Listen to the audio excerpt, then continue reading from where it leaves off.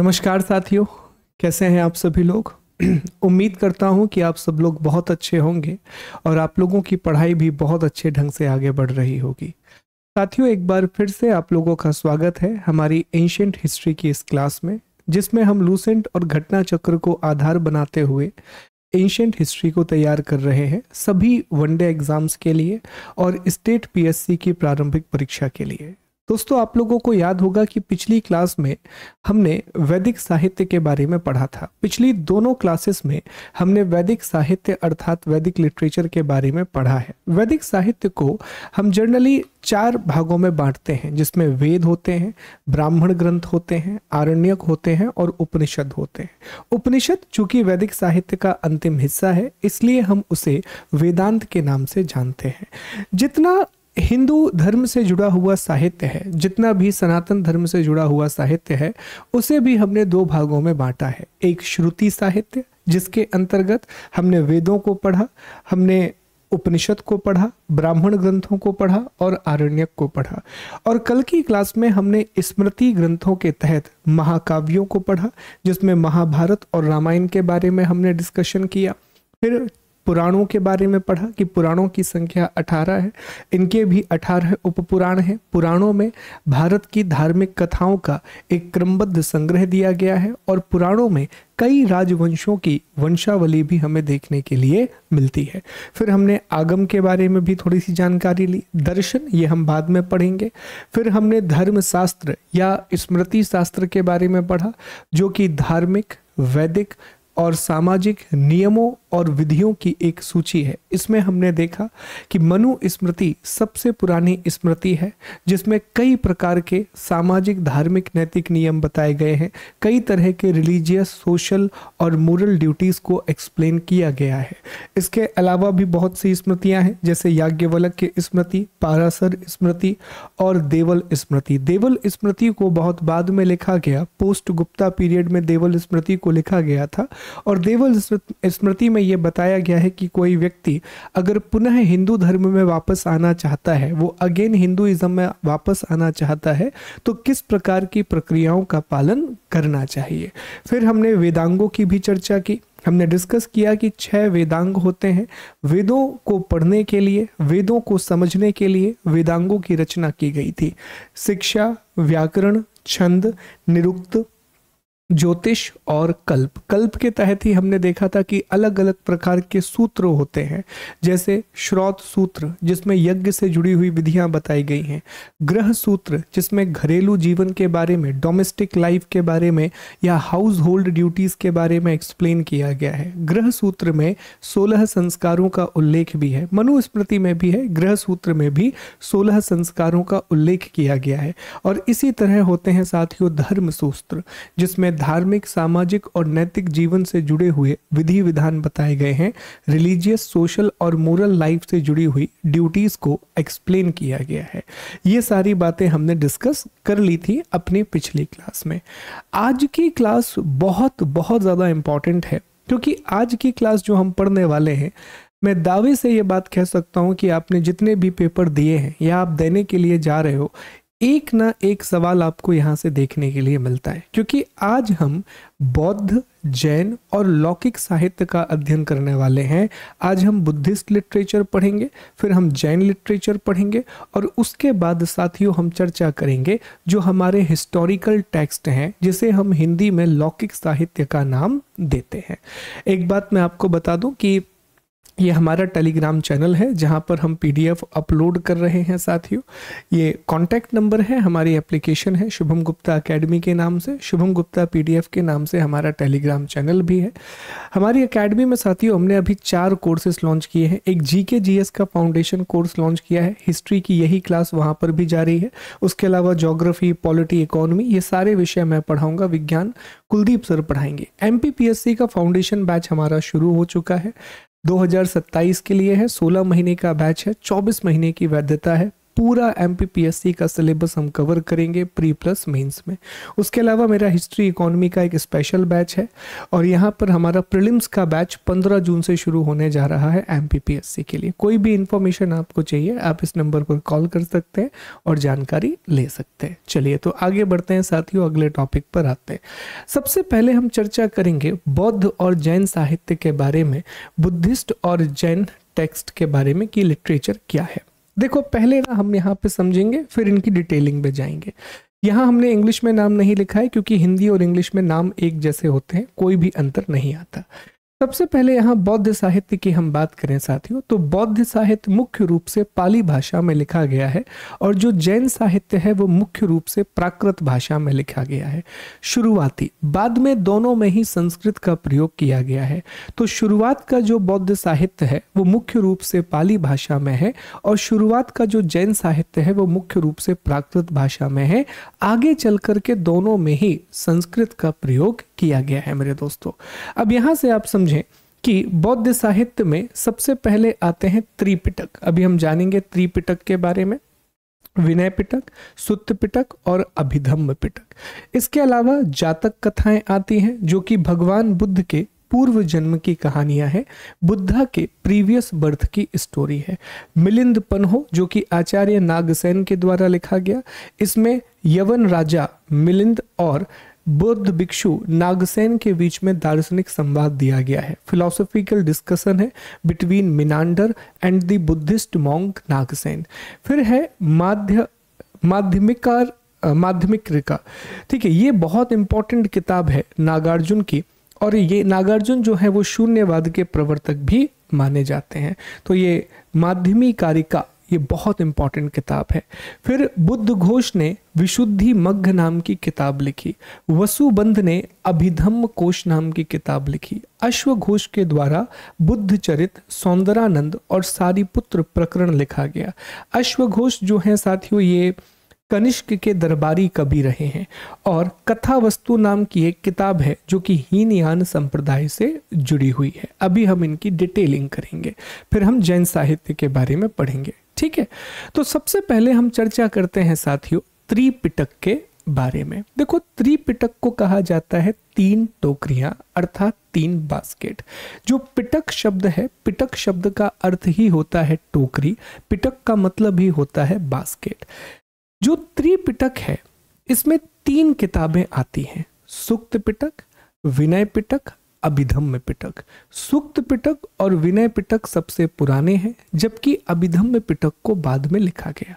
एक और बात याद रखिएगा कि ये बौद्ध धर्म को जानने के सबसे मौलिक ग्रंथ हैं, ये सबसे फंडामेंटल सोर्सेस हैं for the information of Buddhism. अगर कभी भी आपसे पूछा जाए कि बौद्ध धर्म को जानने के मौलिक स्रोत कौन से हैं, what are the fundamental sources to know the Buddhism, आप जवाब देंगे त्रिपिटक। और त्रिपिटक में 3 किताबें हम देख चुके हैं, रिपीट करते रहना, सुक्त पिटक, विनय पिटक और अभिधम्म पिटक आते हैं। ठीक है, अब सबसे पहले हम सुक्त पिटक की चर्चा करते हैं। अच्छा, इनकी भाषा क्या है? इनकी भाषा है पाली, इन्हें पाली भाषा में लिखा गया है। हालांकि अभिधम्म पिटक में पाली के साथ साथ संस्कृत भाषा का भी प्रयोग किया गया है। याद रखिएगा, they are written in the Pali language but Abhidhamma Pitaka also include few text in Sanskrit language along with Pali. ठीक है, पहली बार ये त्रिपिटक शब्द का जो प्रयोग है यह रिच डेविड्स नाम के एक इतिहासकार ने किया था जिन्होंने एक किताब लिखी बुद्धिस्ट इंडिया। रिच डेविड्स नाम के एक हिस्टोरियन थे जिन्होंने एक बुक लिखी और बुक का नाम था बुद्धिस्ट इंडिया और उस किताब में पहली बार उन्होंने त्रिपिटक शब्द का इस्तेमाल किया था। सबसे इंपॉर्टेंट है इसकी भाषा, ये पूछा जाता है कि त्रिपिटक मुख्य रूप से किस भाषा में लिखे गए? पाली। अब एक एक करके समझने की कोशिश करना कि किस में क्या दिया गया है, ये बहुत इंपॉर्टेंट है। सबसे पहले आता है सुत्त पिटक। सबसे पहले आता है दोस्तों सुत्त पिटक। सुत्त पिटक में भगवान बुद्ध के उपदेश और विचार दिए गए हैं, गौतम बुद्ध की टीचिंग्स और उनके थॉट। तो जो भी गौतम बुद्ध के द्वारा दी गई मूल शिक्षाएं हैं वो सारी की सारी मूल शिक्षाएं साथियों सुत्त पिटक में दी गई हैं। ठीक है। इसे बौद्ध धर्म का एनसाइक्लोपीडिया भी कहते हैं। It is also called the encyclopedia of Buddhism. इसके 5 अलग अलग भाग हैं और 5 भागों को 5 निकाय कहा जाता है, जिसमें साथियों अंगुत्तर निकाय और खुद्दक निकाय सबसे ज्यादा इंपॉर्टेंट है। अंगुत्तर निकाय इसलिए जरूरी है कि अभी आने वाले समय में हम 16 महाजनपदों के बारे में पढ़ेंगे। उन 16 महाजनपदों की जानकारी अंगुत्तर निकाय में ही दी गई है। दूसरा आता है खुद्दक निकाय। खुद्दक निकाय इसलिए इंपॉर्टेंट है कि खुद्दक निकाय में जातक कथाएं दी गई हैं। जो जातक टेल्स हैं दे आर गिवन इन दी खुद्दक निकाय। और हमने अभी डिस्कस किया कि जातक कथाओं में भगवान बुद्ध के पूर्व जन्म की कहानियां हैं। ये माना जाता है कि ये बुद्ध का पहला अवतार नहीं था।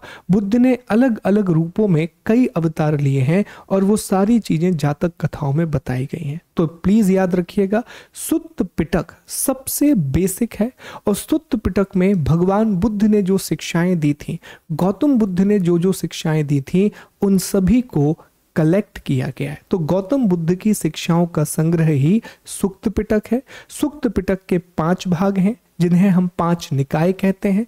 इसमें अंगुत्तर निकाय और खुद्दक निकाय इंपॉर्टेंट है। अंगुत्तर निकाय में 16 महाजनपद दिए गए हैं। खुद्दक निकाय के अंतर्गत जातक कथाएं आती हैं और जातक कथाओं को ही हम कहते हैं कि बुद्ध के पूर्व जन्म की कहानियां, स्टोरीज ऑफ द प्रीवियस या लास्ट बर्थ ऑफ बुद्धा। ठीक है। सुक्त पिटक के बाद साथियों दूसरा एक है विनय पिटक। अब जो विनय पिटक है, जो आप देख रहे हैं बुक हमने फोटो लगाया हुआ है, विनय पिटक में बौद्ध संघ के नियम दिए गए हैं। रूल ऑफ बुद्धिस्ट संघ। आगे जाकर के हम बुद्धिज्म के बारे में पढ़ेंगे। तो गौतम बुद्ध ने क्या किया था साथियों, बौद्ध संघों का निर्माण किया था। बौद्ध संघ गौतम बुद्ध के सभी शिष्यों और भिक्षुओं का एक समूह होता था। तो एक भिक्षु को कैसे रहना चाहिए, उसे किस तरह के जीवन का पालन करना चाहिए, बौद्ध संघ के नियम क्या होंगे, कौन बौद्ध संघ का अध्यक्ष बनेगा, ये सारी चीजें विनय पिटक में दी गई हैं। तो विनय पिटक जो भी बुद्धिज्म को फॉलो करने वाले भिक्षु हैं उनके लिए एक गाइडिंग प्रिंसिपल का काम करती है और ये बताती है कि किस तरह से एक भिक्षु के रूप में आपको अपना जीवन यापन करना है। तो ये सवाल पूछा जाएगा आपसे कि वो कौन सी पुस्तक है जिसमें बौद्ध भिक्षु और बौद्ध संघ के नियमों को बताया गया है। Which book explains the rules for Buddhist monk and Buddhist संघा और मॉनेस्ट्री। तो आप क्या जवाब देंगे, विनय पिटक। ये प्लीज याद रखना, ये इंपॉर्टेंट है। इसके भी 3 भाग हैं पर इंपॉर्टेंट नहीं है। सुत्त, खंदक और परिवार इंपॉर्टेंट नहीं है, तो याद करने की जरूरत नहीं है। फिर आता है तीसरा सबसे बाद में लिखी गई पुस्तक और इसका नाम है अभिधम्म पिटक। ये कौन सी किताब है साथियों, अभिधम्म पिटक। तो अभिधम्म पिटक में बुद्ध के सिद्धांतों की दार्शनिक व्याख्या की गई है, philosophical explanation of Buddha's principle. और ये बाद में लिखा गया, इसलिए इसमें पाली के साथ साथ संस्कृत भाषा का भी प्रयोग किया गया है। और इसी का एक हिस्सा है कथा वस्तु, जो कि हीनयान से जुड़ी हुई पुस्तक है जिसे मोगली पुत्र तिस्य के द्वारा लिखा गया था। याद रखिएगा, सुत्त पिटक और विनय पिटक इनको बहुत पहले कंपाइल किया गया था, लेकिन अभिधम्म पिटक को बाद में कंपाइल किया गया। अभिधम्म पिटक में जितने भी सिद्धांत गौतम बुद्ध ने सुत्त पिटक में दिए थे, तो वहां उनकी बातों को एज इट इज रख दिया गया था।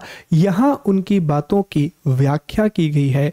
जो जो उपदेश उन्होंने दिए, जो भी टीचिंग्स बुद्धा की थी, उन सब का फिलोसॉफिकल एक्सप्लेनेशन अभिधम्म पिटक में दिया गया है। उन सब की दार्शनिक व्याख्या अभिधम्म पिटक में दी गई है। ये प्लीज याद रखेंगे कि अभिधम्म पिटक का ही एक भाग कथा वस्तु है, जो कि मोगली पुत्र तिस्त ने तैयार किया था। और कथा वस्तु हीनयान से जुड़ा हुआ एक पुस्तक है। हम आगे जाकर के पढ़ेंगे कि बौद्ध धर्म में बहुत सारे संप्रदाय हैं, जैसे हीनयान संप्रदाय, महायान संप्रदाय, वज्रयान संप्रदाय, ऐसे बहुत सारे संप्रदाय हैं दैट वी विल अंडरस्टैंड। तो ये त्रिपिटक हो गए, उम्मीद है कि आपको याद रहेगा। अगर देख लिए ये पूरे त्रिपिटक हैं, तो हमने डिस्कस कर लिया कि सर सुक्त पिटक सबसे पुराना, फिर विनय पिटक और फिर अभिधम्म पिटक। 1 मिनट में सारी चीजें रिकॉल कर लेते हैं। सुक्त पिटक में गौतम बुद्ध की शिक्षाएं दी गई हैं। सुक्त पिटक के 5 भाग हैं, जिसमें खुद्दक निकाय में जातक कथाएं दी गई हैं और अंगुत्तर निकाय में 16 महाजनपदों की जानकारी दी गई है।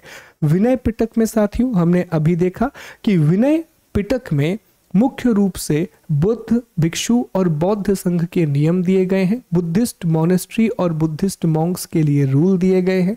और जो अभिधम्म पिटक है ये सबसे बाद में लिखा गया, बुद्ध की शिक्षाओं की दार्शनिक व्याख्या है, philosophical explanation of Buddhas teaching.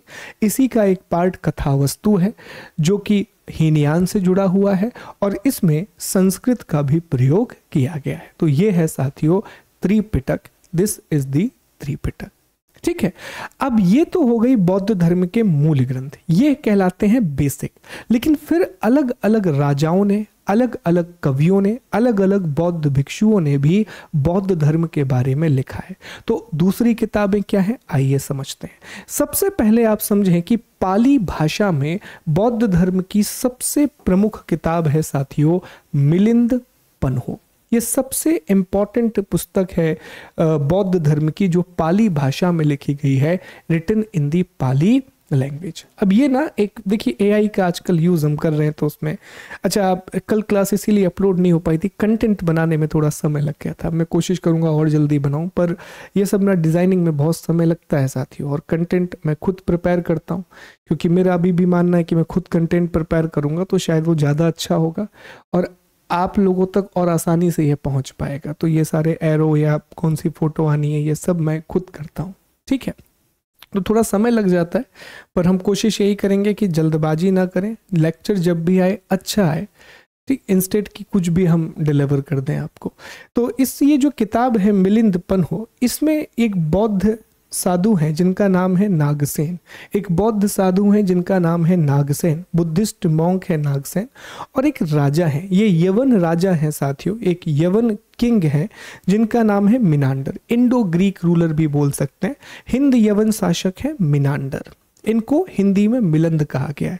तो इन दोनों के बीच में एक शास्त्रार्थ होता है, एक फिलोसॉफिकल डिस्कशन होता है ओवर बुद्धिज्म। ये प्रश्न करते हैं कि गौतम बुद्ध ने जो शिक्षाएं दी हैं वो सही हैं या गलत हैं। तो ये पूरा का पूरा जो डायलॉग है, ये पूरा का पूरा जो फिलोसॉफिकल डिस्कशन है, जो पूरी दार्शनिक व्याख्या है, ये आचार्य नागसेन ने एक किताब में लिख दी और इसी किताब को हम कहते हैं मिलिंद पन्हो। और इसका हिंदी में ट्रांसलेशन किया गया है मिलिंद प्रश्न, हिंदी में ट्रांसलेशन किया गया है मिलिंद प्रश्न। तो ये प्रश्न पूछा जाता है एग्जाम में। प्रश्न पहला पूछा जाता है, मिलिंद पन्हो की रचना किसने की? आचार्य नागसेन या बौद्ध भिक्षु नागसेन ने। इसमें क्या दिया गया है? तो बौद्ध भिक्षु नागसेन और हिंद यवन शासक या इंडो ग्रीक रूलर मिनांडर के बीच में दार्शनिक वार्तालाप जो बौद्ध धर्म से संबंधित है, ये दिया गया है। उसके अलावा 2 किताबें और हैं, ये भी पाली में ही लिखी गई हैं। एक है दीपवंश और एक है महावंश। ये कहलाता है सहेली साहित्य। सहेली लिटरेचर का मतलब है ये श्रीलंका में बुद्धिज्म की 2 प्रमुख किताबें हैं, दीपवंश और महावंश। आपको सिर्फ ये याद रखना है कि दीपवंश और महावंश बौद्ध धर्म से जुड़ा हुआ है, क्योंकि आप सवाल देखेंगे तो आजकल ऐसे सवाल बनने लगे हैं कि निम्नलिखित में से कौन सा साहित्य बौद्ध धर्म से नहीं जुड़ा है? Which of the following is not associated with the Buddhism? इस तरह के क्वेश्चन बहुत पूछे जाते हैं। ठीक, आगे बढ़ते हैं अगले टॉपिक पर। अब संस्कृत भाषा में ये किताबें लिखी गई हैं और ये बेहद जरूरी हैं। हर एक किताब बहुत इंपॉर्टेंट है जहां से सवाल पूछे गए हैं साथियों। जैसे सबसे पहला नाम इसमें आता है आचार्य अश्वघोष। अब जो आचार्य अश्वघोष हैं, इनके बारे में हम आगे जाकर के पढ़ेंगे कि ये कनिष्क के दरबारी कवि थे और जब चौथी बौद्ध संगति का आयोजन किया गया तो चौथी बौद्ध संगति में इन्होंने उपाध्यक्ष की भी भूमिका निभाई थी साथियों। ये हम डिस्कस करेंगे आने वाले समय में।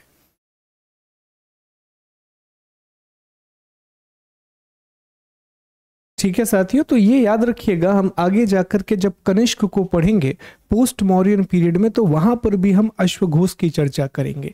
अश्वघोष कनिष्क के दरबार में थे, और जब चौथी बौद्ध संगति का आयोजन किया गया था, फोर्थ बुद्धिस्ट काउंसिल को जब ऑर्गेनाइज किया गया था, तो उसमें अश्वघोष उसके उपाध्यक्ष भी थे। तो इन्होंने बौद्ध धर्म से संबंधित 4 प्रमुख किताबें लिखी हैं, और ये चारों किताबें संस्कृत भाषा में लिखी गई हैं।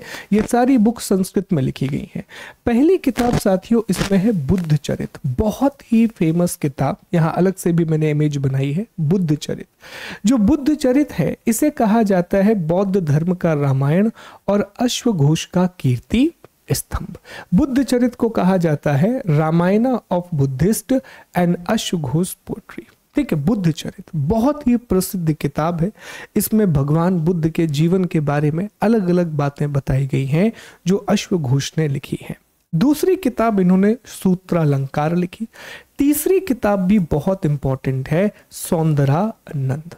सौंदरानंद में ये बताते हैं कि सुंदर नाम के एक चचेरे भाई होते हैं, सौंदर आनंद नाम के एक चचेरे भाई होते हैं बुद्ध के। उन्होंने किस तरह से बौद्ध धर्म को स्वीकार किया, इसकी पूरी कहानी सौंदरानंद में बताई गई है। और अगली किताब है सारीपुत्र प्रकरण। इसमें भी सारीपुत्र जो कि एक महान शिष्य हुए गौतम बुद्ध के, उनके बौद्ध धर्म को स्वीकार करने की कहानी बताई गई है। कैसे उन्होंने बुद्धिज्म को अडॉप्ट किया, वो पूरी स्टोरी इसमें बताई गई है। तो साथियों ये याद रखने वाली बात है कि अश्वघोष के द्वारा 4 प्रमुख किताबें लिखी गई, बुद्ध चरित, सूत्रालंकार, सारीपुत्र प्रकरण और सौंदरानंद।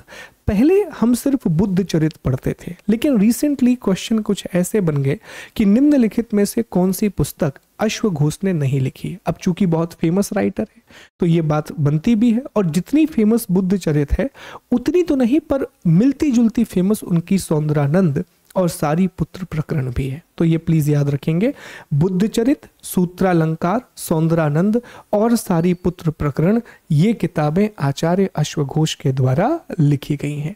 इसके बाद है वसुबंध। वसुबंध ने एक किताब लिखी, अभिधर्म कोश। अब यहां होता है बहुत ज्यादा कंफ्यूजन। सर क्यों होता है कंफ्यूजन? कंफ्यूजन हमें इसलिए होता है कि हम इसको अभिधम्म पिटक के साथ कंपेयर करने लगते हैं।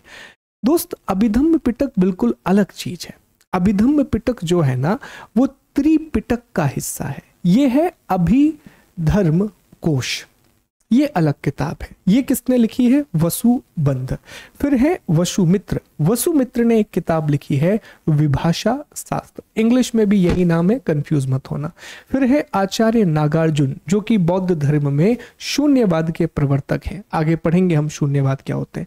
इनकी फेमस किताब जैसे हमने अभी डिस्कस किया, माध्यमिक कारिका, बहुत फेमस है माध्यमिक कारिका, और शून्यता सप्तति, शून्यता सप्तति। इसके बाद असंग की किताब, तो आचार्य असंग ने एक किताब लिखी अभिधर्म समुच्चय, और बुद्ध घोष की एक किताब है, ये प्लीज याद रखना, विशुद्धि मग्ग, विशुद्धि मग्ग, और सुमंगल विलासनी। ये उतनी फेमस नहीं है। तो अब हमें याद क्या क्या रखना है? अश्वघोष की पूरी रचना याद रखना, बुद्ध चरित, सूत्रालंकार, सौंदरानंद और सारीपुत्र प्रकरण। वसुबंध ने अभिधर्म कोश लिखी, वसुमित्र ने विभाषा शास्त्र लिखी, नागार्जुन ने माध्यमिक कारिका और शून्यता सप्तति लिखी, और बुद्ध घोष के द्वारा विशुद्धि मग्ग लिखी गई। ये बहुत प्रमुख किताबें हैं। हमने सिर्फ वही किताबें ली हैं जो प्रीवियस ईयर क्वेश्चंस में किसी ना किसी रूप में पूछी गई हैं। ठीक है, और ये एक दिन में याद नहीं होंगी, 2-3 बार जब इनको प्रैक्टिस करोगे तभी ये याद होगा। तो ये है साथियों हमारा प्रमुख बौद्ध साहित्य, इंपॉर्टेंट बुद्धिस्ट लिटरेचर। मैं कुछ किताबों के नाम आपको याद करवा देता हूँ क्लास में, तो हो सकता है जल्दी आपको याद हो जाए। चलिए, तो हमने पाली भाषा में कौन सी किताब पढ़ी? दीपवंश, महावंश और मिलिंद पन्हो। दीपवंश और महावंश श्रीलंका से जुड़ी हुई किताबें हैं, लेकिन इसमें बौद्ध धर्म की जानकारी दी गई है। मिलिंद पन्हो, जिसे हम मिलिंद प्रश्न के नाम से जानते हैं, ये बौद्ध भिक्षु नागसेन ने लिखी थी। नागार्जुन मत करना, बौद्ध भिक्षु नागसेन ने लिखी थी। इसमें नागसेन और इंडो ग्रीक रूलर मिनांडर के बीच में जो फिलोसॉफिकल डिस्कशन हुआ है, दार्शनिक व्याख्या हुई है, उसी को एक्सप्लेन किया गया है। फिर हम संस्कृत में आ गए। संस्कृत में हमने अश्वघोष के बारे में पढ़ा, जो कि कनिष्क के दरबार में थे, चौथी बौद्ध संगति के उपाध्यक्ष थे। इन्होंने 4 प्रमुख किताबें लिखी, बुद्ध चरित, सौंदरानंद, सूत्रालंकार और सारीपुत्र प्रकरण। इसके अलावा एक नाम और है, जो नाम था हमने डिस्कस किया, वसुबंध का नाम और वसुमित्र का नाम। ठीक है, वसुबंध ने अभिधम्म कोश लिखा और वसुमित्र ने विभाषा शास्त्र लिखा। नागार्जुन ने शून्यता सप्तति और माध्यमिक कारिका लिखी और वहीं बुद्ध घोष के द्वारा विशुद्धि मग्ग नाम की किताब लिखी गई। बिल्कुल परेशान नहीं होना है, आपको क्विज दी गई है। ऐप में जिन्होंने भी कोर्स में एनरोल किया है उनको क्विज दी गई है। आप लोग जो सब लोग जितना एमसीक्यू लगा सकते हो एमसीक्यू लगाओ, 2 से 3 बार इन चीज़ों को पढ़ो। जितनी बार आप इन चीज़ों को पढ़ोगे ना, आपको चीज़ें याद होती जाएंगी। क्या होता है कि ये ऐसी चीज़ें नहीं है साथियों जो एक ही दिन में आपको याद हो जाए। आज की क्लास में और कल की क्लास में, जो कल होने वाली है जिसमें हम अभिलेख पढ़ेंगे, कंटेंट बहुत ज़्यादा फैक्चुअल है और ये चीज़ें आपको 4 से 5 बार पढ़नी होंगी और आप इसे छोड़ना मत। ऐसा मत करना कि सर हम ये किताबें छोड़ दें। मैंने बहुत कम किताबें रखी हैं और वही रखी हैं जो प्रीवियस ईयर क्वेश्चन में, घटना चक्र, लूसेंट में और एसएससी की कुछ किताबों में पूछी गई हैं। ठीक है, तो ध्यान दीजिएगा साथियों इन चीज़ों के बारे में। आइए अब हम आगे बढ़ते हैं, जैन साहित्य के बारे में थोड़ी सी चर्चा कर लेते हैं, जैन लिटरेचर के बारे में पढ़ लेते हैं। देखो, सबसे पहली बात ना, आपको पीछे चलना पड़ेगा। जैन साहित्य में भी साथियों सबसे बड़ा जो योगदान है वो आगम का है। जैन साहित्य में भी सबसे बड़ा योगदान आगम का है। आगम साहित्य के अंतर्गत 12 अंग आते हैं, 12 उपांग आते हैं, 10 प्रकीर्ण आते हैं, 6 वेद सूत्र आते हैं, 4 मूल सूत्र आते हैं, 2 चालिका सूत्र आते हैं। तो जैसे बौद्ध धर्म का सबसे मौलिक साहित्य त्रिपिटक को माना जाता है, ठीक उसी तरह जैन धर्म का सबसे मौलिक साहित्य साथियों आगम को माना जाता है। ये प्लीज याद रखना, जैन धर्म का मौलिक साहित्य आगम माना जाता है और बौद्ध धर्म का जो मौलिक साहित्य है उसे हम त्रिपिटक के नाम से जानते हैं। ठीक, अब इसमें और किताबें कौन सी हैं? तो कल्प सूत्र है, बहुत इंपॉर्टेंट किताब है, आचार्य भद्रबाहु के द्वारा लिखी गई।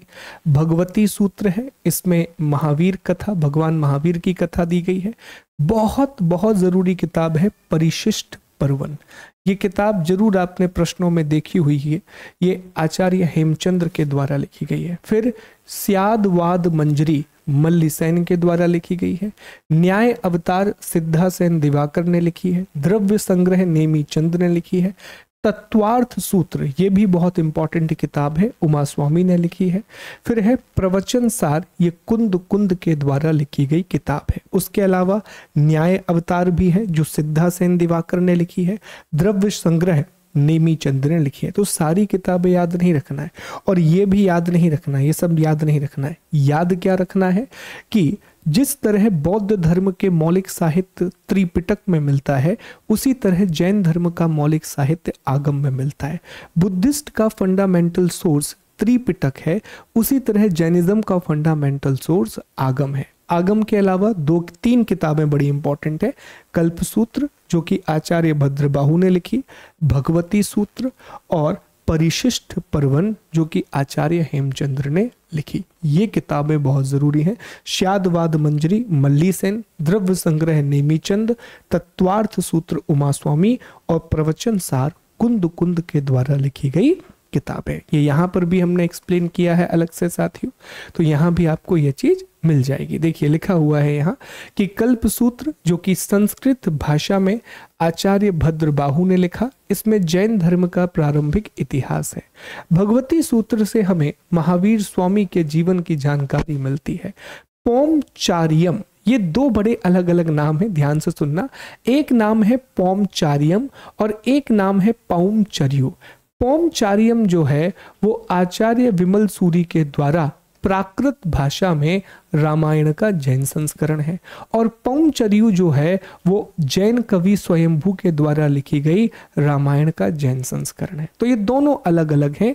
पौंचर्यु आचार्य जैन कवि स्वयंभू ने रामायण लिखी है, और पौंचार्यम ये विमल सूरी के द्वारा लिखी गई रामायण है। ये प्लीज याद रखना, दोनों अलग अलग हैं। दशरथ जातक ये रामायण का बौद्ध संस्करण है, ये यहां पर आ गया, ठीक कोई बात नहीं। कुवलय माला ये भी बहुत इंपॉर्टेंट किताब है। ये आचार्य उद्योतन शैली के द्वारा, उद्योतन सूरी के द्वारा प्राकृत भाषा में लिखी गई किताब है। आचरांग सूत्र, आचरांग सूत्र में जैन भिक्षुओं के लिए नियम बताए गए हैं, और नाय धम्म सूत्र में महावीर स्वामी की शिक्षाएं दी गई हैं। तो इसमें से मैं फिर से बता दूं कि सबसे इंपॉर्टेंट है आगम, याद रखिएगा। कल्प सूत्र जो कि भद्रबाहु ने लिखा है, इसमें जैन धर्म का इतिहास बताया गया है। भगवती सूत्र में महावीर स्वामी के जीवन की जानकारी बताई गई है। कुवलय माला अनदर इंपॉर्टेंट बुक जो कि उद्योतन सूरी के द्वारा लिखी गई है। आचरांग सूत्र में जैन साधुओं के लिए नियम बताए गए हैं। जिस तरह विनय पिटक में बौद्ध साधुओं के लिए नियम बताए गए हैं, उसी तरह आचरांग सूत्र में जैन साधुओं के लिए भी नियम बताए गए हैं। ये प्रमुख किताबें हैं साथियों, इनके बारे में जानकारी होनी चाहिए। मैं फिर से कह रहा हूँ, आज और कल के लेक्चर में थोड़ा धैर्य रखना पड़ेगा आपको, क्योंकि फैक्ट्स बहुत ज़्यादा है, और कोशिश ये करना कि आज और कल का लेक्चर 2 से 3 बार आप सुन लो ध्यान से, और फिर उनको रिवाइज कर लो। आज सुन लो, 1-2 हफ्ते के बाद फिर सुन लेना, फिर 1-2 हफ्ते के बाद फिर सुन लेना, तो ये चीज़ें फिर आपको याद हो जाएंगी हमेशा के लिए। ठीक है, चलो अब हम आगे बढ़ते हैं, और अब हमें चर्चा करनी है लौकिक साहित्य के बारे में। ये बहुत बहुत इंपॉर्टेंट है, और इस पर साथियों बहुत मेहनत भी की है मैंने। बहुत सारी किताबों को देख करके, स्पेशली प्रीवियस ईयर को क्वेश्चन को देख करके एक लिस्ट तैयार की है हमने, 30 पुस्तकों की लिस्ट, जहां से प्रश्न पूछे गए हैं बार बार। तो वो लिस्ट तो मैं आपको ब्रीफली यहाँ पढ़ाऊंगा, वो लिस्ट मुख्य रूप से आपको याद करनी है, कैसे वो मैं आपको बताऊंगा। चलिए शुरू करते हैं। लौकिक साहित्य का मतलब क्या होता है? अभी तक जो हम पढ़ रहे थे वो परलौकिक साहित्य था। परलौकिक मतलब सुपर नेचुरल वर्ल्ड से जुड़ा हुआ था, धर्म से जुड़ा हुआ था। अब हम सेक्युलर लिटरेचर पढ़ने के लिए जा रहे हैं। सेक्युलर लिटरेचर का मतलब यहाँ पर यह है जो धर्म से नहीं जुड़ा हुआ है, नॉन रिलीजियस लिटरेचर अब हम पढ़ने के लिए जा रहे हैं। ठीक है, नॉन रिलीजियस का मतलब फिर से बता दूं, एथीस्ट नहीं है। नॉन रिलीजियस का यहाँ मतलब है कि इसमें रोमांस, इसमें पॉलिटी, इकोनॉमी, सोसाइटी, ये सारे मुद्दे दिए गए हैं। ठीक, इसमें सबसे पहली जो पुस्तक है साथियों वो है आचार्य कौटिल्य के द्वारा लिखी गई अर्थशास्त्र। बहुत इंपॉर्टेंट बुक है। इसके राइटर आचार्य कौटिल्य हैं, जिन्हें चाणक्य और विष्णुगुप्त के नाम से भी जाना जाता है। आप जानते हैं कि आचार्य कौटिल्य जो है वो चंद्रगुप्त मौर्य के गुरु थे। चंद्रगुप्त मौर्य वही व्यक्ति हैं जिन्होंने मगध के राजा धनानंद को मार करके भारत के पहले साम्राज्य अर्थात मौर्य साम्राज्य की स्थापना की थी। चंद्रगुप्त मौर्य के गुरु का नाम कौटिल्य था, और कौटिल्य ने एक किताब लिखी जिसका नाम है अर्थशास्त्र। ये किताब आर्थिक गतिविधियों के बारे में नहीं है। This book is not for the economic activity. यह राजनीति शास्त्र की किताब है। This is associated with the polity. इसमें पॉलिटिकल इवेंट्स बताए गए हैं मौर्य और प्री मौर्यन पीरियड के, मौर्य और मौर्य काल से पहले की राजनीतिक घटनाओं को इसमें बताया गया है। इसमें बहुत सारी बातें हैं। इसमें राजा को कैसा होना चाहिए, प्रजा को कैसा होना चाहिए। तो एक बहुत अच्छी राजनीति और शासन की किताब है, बहुत अच्छी पॉलिटी और एडमिनिस्ट्रेशन की बुक है, जो बहुत सारी नैतिक शिक्षाएं भी देता है, मोरल एजुकेशन भी देता है। तो इसमें देखें, मौर्यकालीन राजनीतिक, सामाजिक, आर्थिक स्थिति की जानकारी, मौर्यन पॉलिटिकल, सोशल और इकोनॉमिक कंडीशन की इंफॉर्मेशन, विशेष तौर पर राजनीति और समाज की जानकारी यहां से मिलती है। किस भाषा में लिखी गई है? संस्कृत भाषा में लिखी गई है। इसके लगभग 15 के आसपास भाग है, वो कंफर्म नहीं है। अगली किताब है, यह भी बहुत जरूरी किताब है साथियों, और इसका नाम है राज तरंगिणी। ये आपने पहले भी सुना होगा। राज तरंगिणी के लेखक कल्हण है। इसे संस्कृत भाषा में लिखा गया है, और इसमें कश्मीर का इतिहास बताया गया है। भारत में ये इतिहास की पहली पुस्तक है। भारत में माना जाता है कि कल्हण ने जो राजतरंगिणी लिखी, जिसमें 1148 से 1150 तक के कश्मीर का इतिहास बताया गया है, ये क्रमबद्ध इतिहास की प्रथम भारतीय पुस्तक है। ये क्रोनोलॉजिकल हिस्ट्री की फर्स्ट इंडियन बुक है। तो ये सवाल पूछा जाता है कि किसे भारत में क्रमबद्ध इतिहास की पहली पुस्तक माना जाता है, किसे इंडिया में क्रोनोलॉजिकल हिस्ट्री की फर्स्ट बुक कंसीडर किया जाता है। तो उसका नाम है कल्हण के द्वारा लिखी गई Rajatarangini, Rajatarangini written by the Kalhana. कहाँ का इतिहास बताया गया है? कश्मीर का इतिहास बताया गया है। ठीक, किस भाषा में लिखी गई है? संस्कृत भाषा में लिखी गई है। कौटिल्य ने अर्थशास्त्र भी संस्कृत भाषा में लिखी थी और उसमें मौर्य काल की राजनीतिक, आर्थिक और सामाजिक जानकारी मिलती है। ठीक है जी, चलिए आगे बढ़ते हैं। अगली ये देखिए, कल्हण की राजतरंगिणी और कौटिल्य के द्वारा लिखी गई अर्थशास्त्र। इसके बाद एक और किताब आती है जिसकी चर्चा हम मध्यकाल में करेंगे। इसका नाम है चचनामा। इसे फतेहनामा भी कहा जाता है। एक्चुअल में चचनामा में कई लोगों का ये क्लेम है कि चचनामा अली अहमद ने लिखा था, लेकिन अधिकांश किताबें ये कहती हैं कि चचनामा के वास्तविक लेखक की जानकारी नहीं है। ऐसी दो बड़ी फेमस किताबें हैं इतिहास में। एक है पेरिप्लस ऑफ द एरिथ्रियन सी, जिसकी चर्चा हम अभी करेंगे कल की क्लास में, पेरिप्लस ऑफ द एरिथ्रियन सी, और एक किताब है चचनामा। ये दोनों बहुत फेमस किताबें हैं, लेकिन इन दोनों के लेखकों की जानकारी नहीं है। बस कुछ लोगों ने यह कहा है कि देखिए चचनामा के लेखक अली अहमद हैं। अब कितना सच है झूठ है नहीं पता, पर पेपर में अब तक नहीं पूछा गया। पेपर में यह पूछा जाता है कि चचनामा से हमें किसकी जानकारी मिलती है। तो याद रखिएगा, चचनामा से हमें अरबों की सिंध विजय की जानकारी मिलती है। सिंध कॉन्क्वेस्ट ऑफ अरब्स की इंफॉर्मेशन मिलती है। हमने आपको एक छोटी सी कहानी सुनाई थी जब हमने इतिहास का इंट्रोडक्शन लिया था, और हमने आपको बताया था कि 712 एडी में 712 एडी में भारत के सिंध वाले इलाके पर एक व्यक्ति ने अटैक किया था, मोहम्मद बिन कासिम, और यह भारत पर सफल अरबी आक्रमण था। यह भारत पर एक सक्सेसफुल अरबिक इन्वेजन था।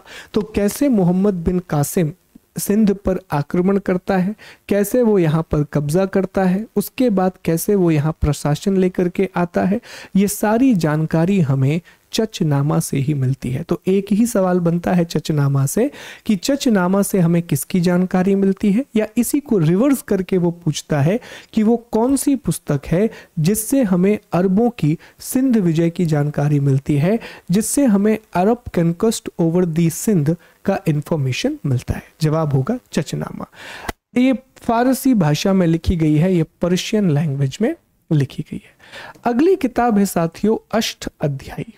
अष्ट अध्यायी जो पुस्तक है ये आचार्य पाणिनि ने लिखी है, और ये संस्कृत व्याकरण का पहला ग्रंथ है, फर्स्ट बुक ऑफ संस्कृत। हालांकि संस्कृत व्याकरण के अलावा इसमें मौर्य काल और मौर्य काल से पहले की राजनीतिक जानकारी भी दी गई है, और इस पर कमेंट्री कई लोगों ने लिखी है, जिसमें वररुचि, कात्यायन है, पतंजलि हैं, उन सभी ने कमेंट्री लिखी है। अब थोड़ा सा मैं इसको एक्सप्लेन करता हूँ।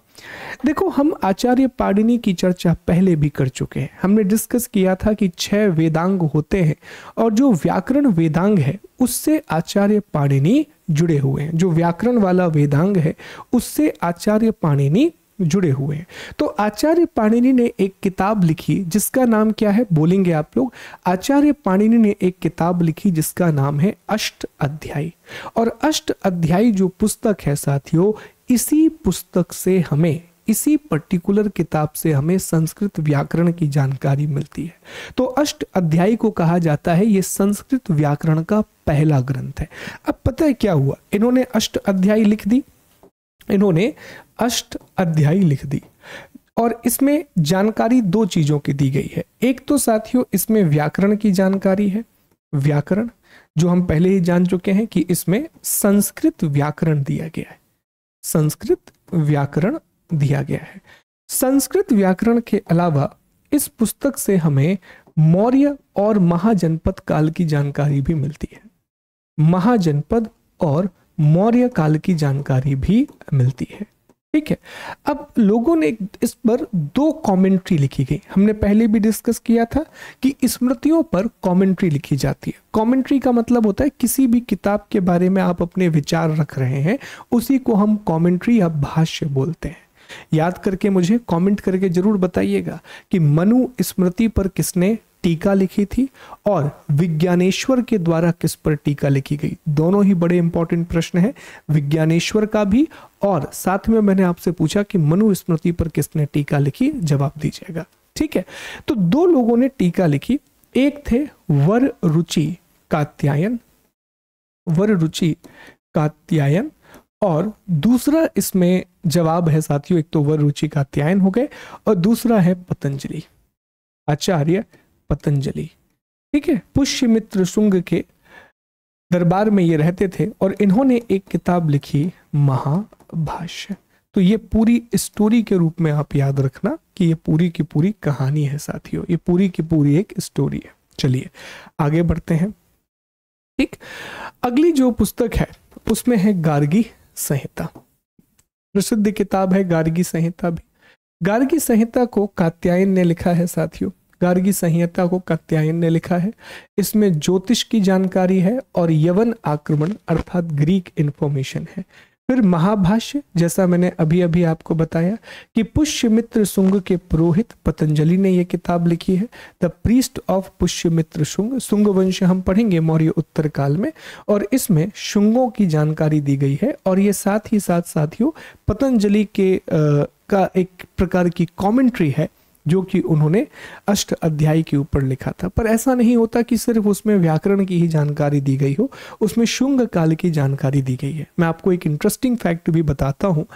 जो पतंजलि है ना, पुष्यमित्र शुंग के पुरोहित थे जिन्होंने 2 अश्वमेध यज्ञ भी करवाए थे। हम पढ़ेंगे आगे कि वैदिक काल में बहुत सारे यज्ञों का प्रचलन था जो महाजनपद काल और मौर्य काल के बाद भी चलते रहे, और अश्वमेध यज्ञ उन्हीं यज्ञों में एक बहुत बड़ा यज्ञ होता था। तो 2 बार पतंजलि ने अश्वमेध यज्ञ भी करवाया था पुष्यमित्र शुंग के लिए, जो शुंग वंश का संस्थापक था। तो उम्मीद है कि ये किताबें आपको याद हो गई होंगी। एक बार फिर से मेरे साथ रिपीट कर लीजिएगा तो जल्दी से चीजें याद हो जाएंगी। तो हमने क्या डिस्कस किया कि सर एक किताब है अर्थशास्त्र, किसने लिखी है? कौटिल्य ने लिखी है। कौटिल्य को ही हम विष्णुगुप्त के नाम से या चाणक्य के नाम से जानते हैं। किस भाषा में लिखी गई है? संस्कृत भाषा में लिखी गई है। इससे हमें मौर्य और पूर्व मौर्य काल की जानकारी मिलती है। दूसरी किताब राजनीति की किताब है, पॉलिटी की बुक है। दूसरी किताब हमने डिस्कस की एक राजतरंगिणी है। राजतरंगिणी कल्हण के द्वारा लिखी गई किताब है। इससे हमें कश्मीर का इतिहास मिलता है। ये भारत में क्रमबद्ध इतिहास की पहली किताब है। फिर हमने डिस्कस किया कि एक और किताब है जिसका नाम है अष्ट अध्यायी।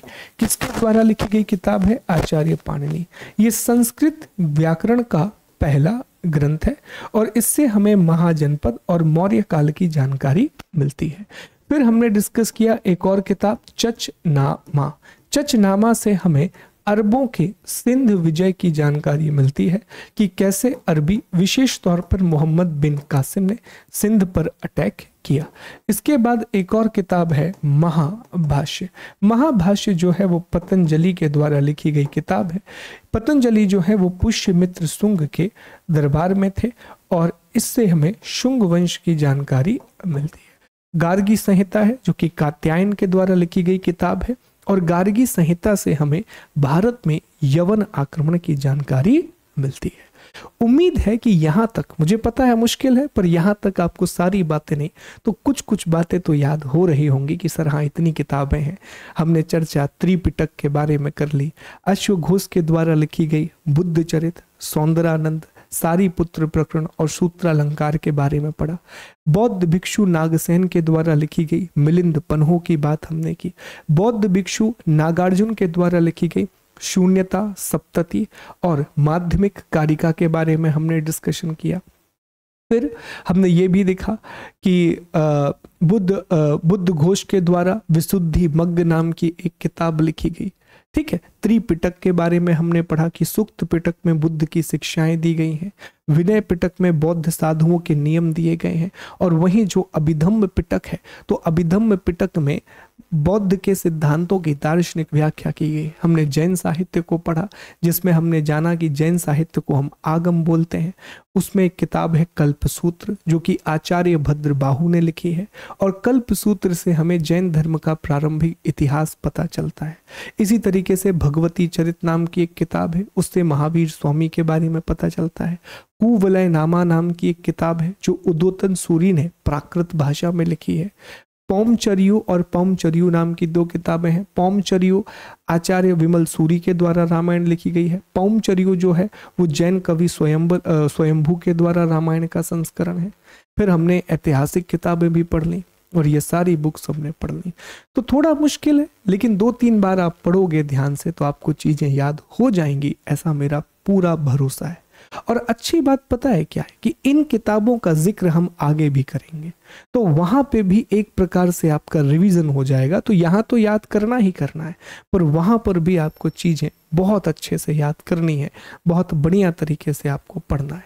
ठीक है, चलो अब यहां से मैंने एक लिस्ट तैयार की है। इसी में मुझे समय लग गया साथियों, और कल हमारा लेक्चर नहीं आ पाया, पर अब आप देखेंगे कि ये कंटेंट बहुत अच्छा आ गया है। हमने टोटल 30 अलग अलग लोगों के नाम निकाले हैं जो पहले भी हम पढ़ चुके हैं, और यहीं से पूरे सवाल बने हैं। सभी एग्जामों में यहीं से सवाल बने। लगभग 8 से 10 अलग अलग पेपरों का एनालिसिस करने, परीक्षाओं के पेपरों का एनालिसिस करने के बाद एक लिस्ट हमने तैयार की है। मैं ये लिस्ट आपको यहाँ पर एक बार एक्सप्लेन जरूर करूंगा, लेकिन मैं आपसे उम्मीद करूंगा कि ये लिस्ट आप अपने स्तर पर 2 से 3 बार कम से कम पढ़ लें। ठीक है, जैसे एक एक करके समझेंगे चीजों को। यहां पर पहला नाम है भारवी।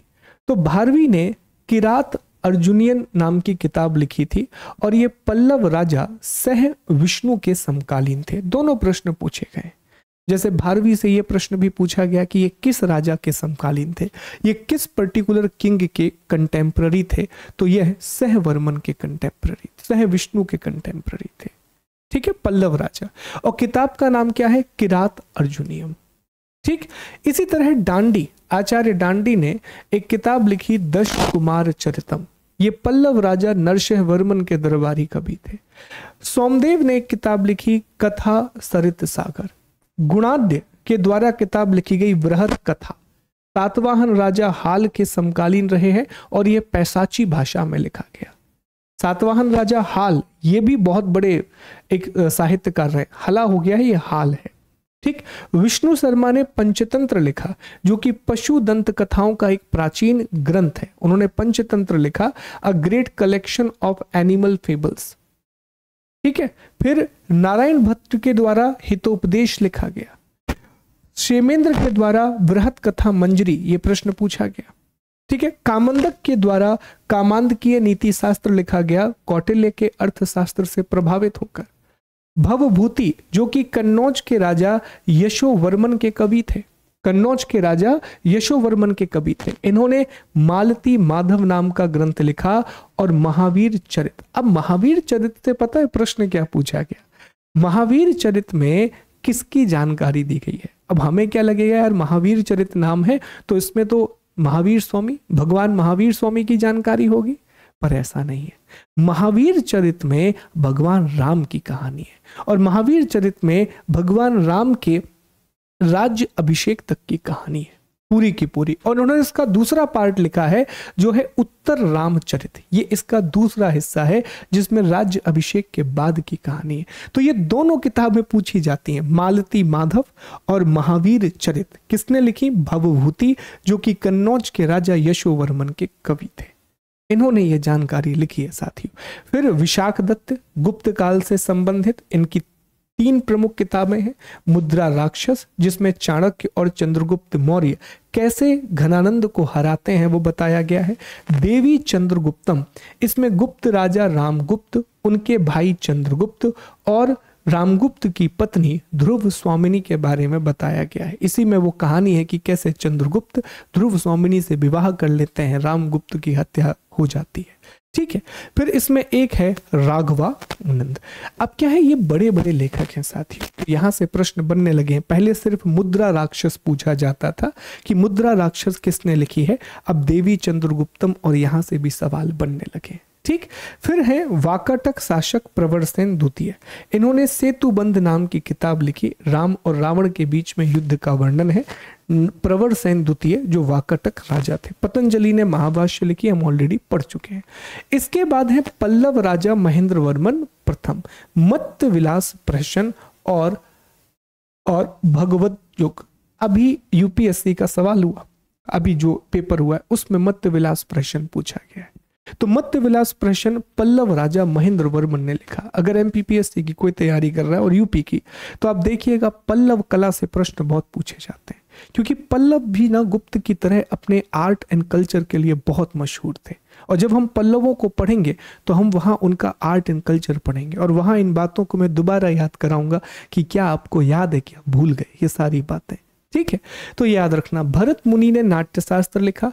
कई किताबें नाट्यशास्त्र को भी पंचम वेद कहती हैं। बहुत सी किताबें महाभारत को पंचम वेद कहती हैं और कुछ किताबें नाट्यशास्त्र को पंचम वेद कहती हैं। ठीक, वात्स्यायन ने कामसूत्र की रचना की। मेरुतुंग ने प्रबंध चिंतामणि लिखी। अब ये किताब क्यों जरूरी है मैं आपको बताता हूं। प्रबंध चिंतामणि, लास्ट ईयर एमपीपीएससी में एक सवाल पूछा गया था कि निम्नलिखित में से कौन सी किताब, आई थिंक चंद्रशेखर के द्वारा या राजशेखर, मैं नाम बोल रहा हूं, चंद्रशेखर ही था शायद, के द्वारा नहीं लिखी गई है।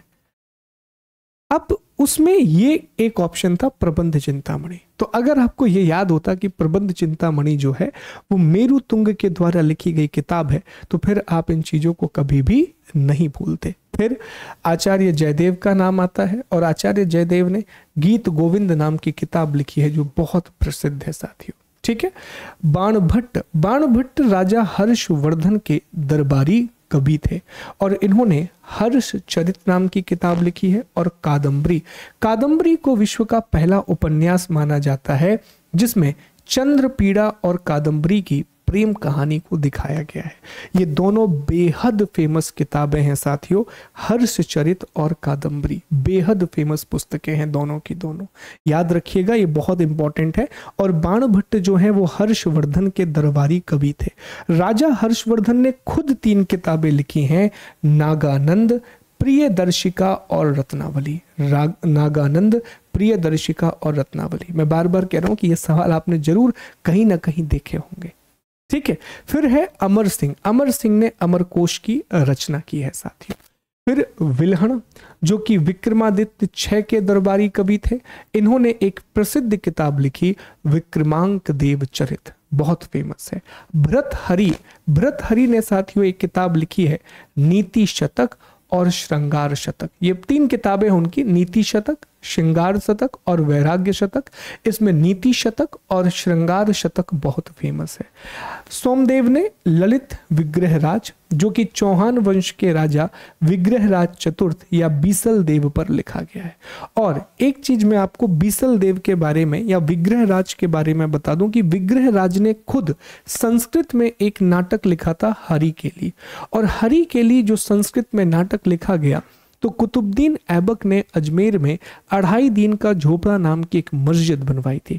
उस मस्जिद में कई जगह पर आपको हरि केली नाटक के अंश दिखाई देते हैं जो कि विग्रहराज के द्वारा लिखा गया था साथियों।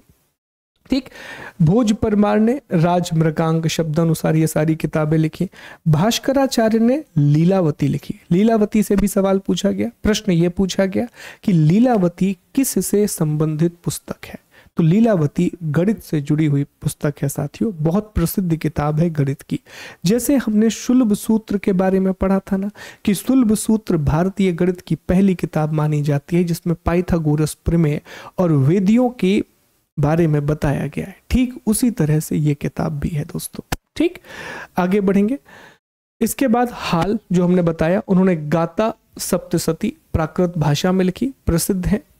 सर्ववर्मन, इन्होंने कातंत्र की रचना की जो व्याकरण की एक किताब है। राजशेखर, हाँ राजशेखर पूछा गया था, मैं गलत बोल रहा था, चंद्रशेखर। राजशेखर जो है ये कन्नौज के प्रतिहार राजा महेंद्रपाल से संबंधित है।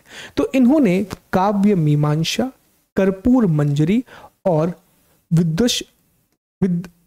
विद्वशाल भज्जिका नाम की किताब लिखी। और पिछले बार यही प्रश्न पूछा गया था और ये पहले भी मैंने पढ़ाया था, ये वाला जब मैं पढ़ा रहा था हिस्ट्री।